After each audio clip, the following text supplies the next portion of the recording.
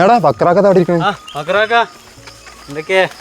എന്തെങ്കിലും ഒറ്റക്ക് ഇങ്ങനെ ഇരിക്കലേ. ഒന്നും എവിടുന്നപ്പോ നിങ്ങള് മൂന്നാള് വരുന്നേ? ഞങ്ങൾ പള്ളിക്കന്ന് യസറിസ്കാരം കണ്ടു വരും അക്രാക്ക. നിങ്ങൾ പള്ളിക്കുന്നപ്പോ വരുന്നേ. നമ്മളെ പള്ളിന്റെ മേലെ പാർക്കണ ഫഹദില്ലേ, ഓ നിങ്ങൾ അവിടെ എവിടെയെങ്കിലും കണ്ടിരുന്നോ? ഫഹദോ? ഓനെ പറ്റി പറയാതിരിക്കുക എന്നുള്ളത് ഭയങ്കര മോശം എന്ന് പറഞ്ഞാല് ഓനെ പോലത്തെ ഒരു അലമ്പ് ഈ നാട്ടിലുണ്ടാവില്ല.